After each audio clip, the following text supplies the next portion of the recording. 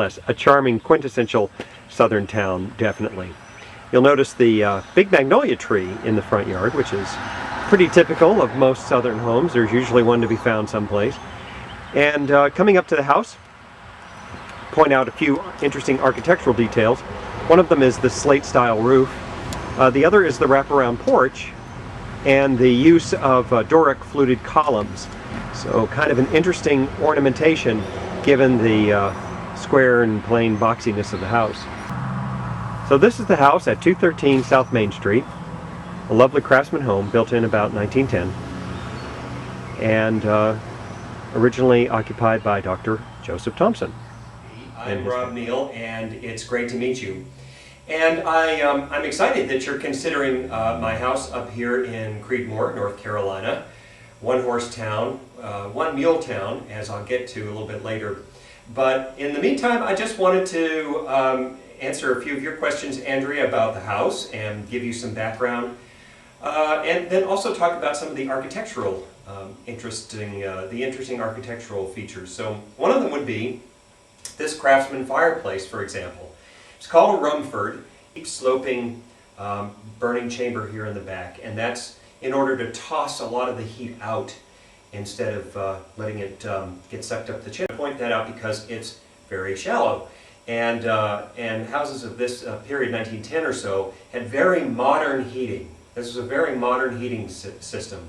It took lumps of coal, and so of course coal was very dense and burned very hot, threw out a lot of heat, but fortunately didn't smoke very much. Now, it was very sooty, and so the chimneys had to be cleaned on a regular basis. But at any rate, it was really the best way to heat at the time. So there are 6 of these in the house, and some are more ornate, and some are much more simple. But like the simplicity of the craftsman exterior, by and large, it's a mixture of craftsman and Victorian, actually.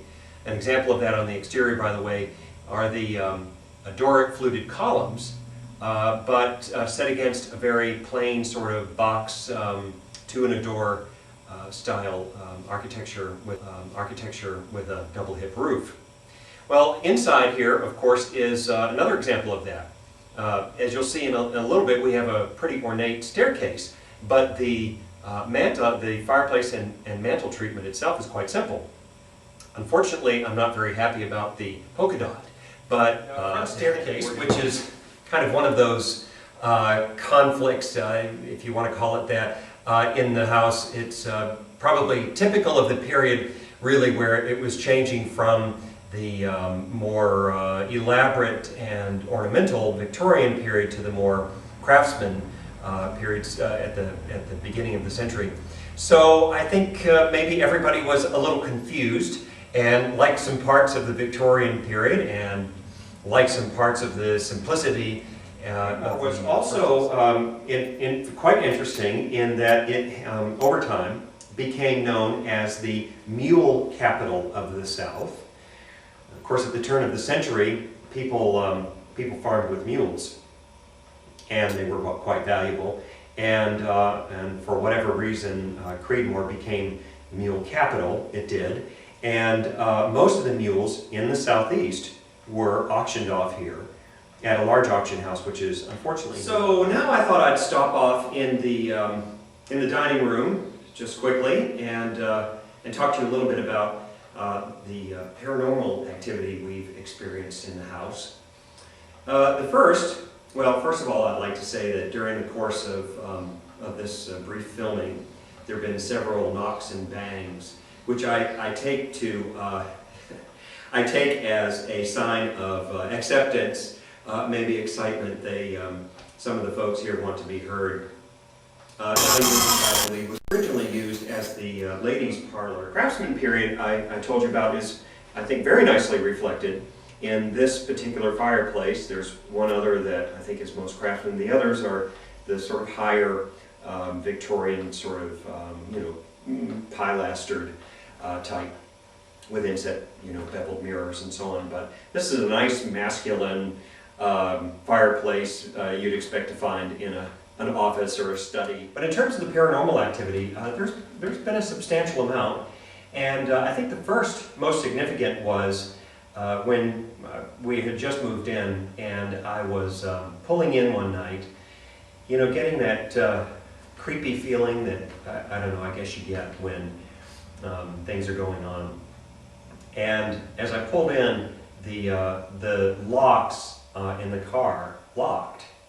And that's just nothing that's ever happened. I've owned that car for many years, and it's never happened since. But they locked, and then hesitated, and then unlocked, locked, unlocked, locked, unlocked. And fortunately, they ended with an unlocking, so I took that to mean that I was welcomed home, but it definitely seemed at least a little mischievous. That was one of the more dramatic experiences, I guess, in terms of something physical.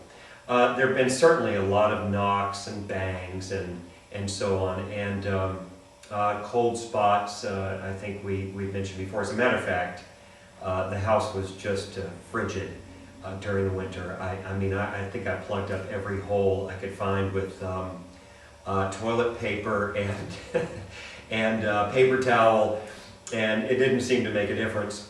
Some of the other experiences we've had since being here is a lot of it here focused in the foyer. And I assume that to be the case probably because the foyer was no doubt the most used spot of the house. It was certainly the place that people would wait to see Dr. Thompson, where they would put their coats and so on before going out. And it's a charming space. It's a beautiful staircase, of course, and a large area over here that was no doubt used for seating.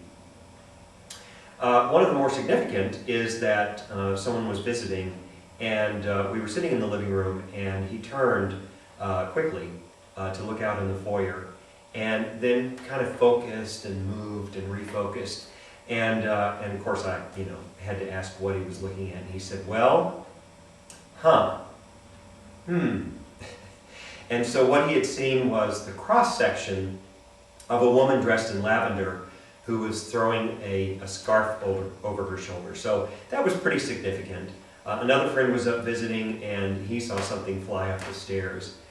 We've seen shadows, definitely experienced the cobweb feeling where you keep grabbing for cobwebs and they're not there. And then a brush on the scalp or a little brush on the shoulder, things like this, some large popping sounds and so on. But I think the most significant of all, the most interesting, is that when I first purchased the house, I had been looking at the pictures in the MLS for some time, but eventually showed them to some friends as I got more serious about the house. And at some point, Andrea, hopefully you'll show it to everyone else there. There is a very large, distinct face in the window. As you look at the other windows, you kind of make out something that looks like that as well, but anyone who's seen it says it's pretty undeniable. And those are some of the more significant stories we have around the house. I say it all with humor, but I can, at this point, and fortunately things have calmed down significantly, but and I think we all must be getting used to one another. But I will say that in the beginning, it was definitely what I would call hair-raising, and but we're getting to the point where we like them, they like us. We're all doing, appreciative of the house and doing a nice job with maintaining it. So, so hopefully that's all going to calm down. Of course, now we have the house listed for sale, and someone else will come along and hopefully make friends with whomever is here. We'll do a good job of introducing them, I think.